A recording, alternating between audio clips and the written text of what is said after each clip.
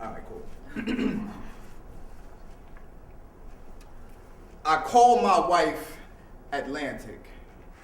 Whenever we make love, I would place her left leg in West Africa and her right leg in the West Indies. She would always have earthquake orgasms and produce an oceanic flow in between those two regions. And like a true captain, I tried to handle the rough seas, but I always end up becoming engulfed. Being thrown overboard in this case isn't bad because I know that she has fully opened up to me and wants all of me to be inside all of her.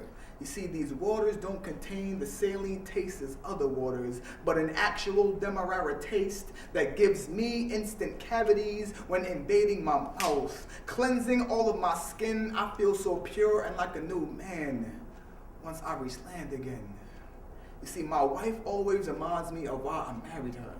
She tells me that anyone can swim in a pool, but it takes a real swimmer to survive deep in an ocean. Remembering how these same waters were the source of transporting my ancestors, I become vexed and start viciously splashing in these waters, thinking about all the people that didn't make it across, that were thrown overboard and fed to sharks in these waters.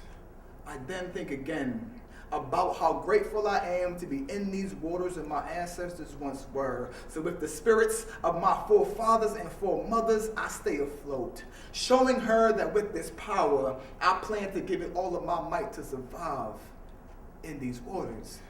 High tide, low tide, can't interrupt how I am riding her waves. Now smiling at how I am able to reincarnate where many have died, to now being able to create life in this region. I hold my breath, squint my eyes, my body shivers and begins to lock. And while I explode in her waters and become submerged, a soul is going to be placed in the life that I'm going to create. So men, tell your wives that it is time to bring back the kings and queens that didn't have the opportunity to survive. And I want to bring them back to life in your Atlantic Ocean.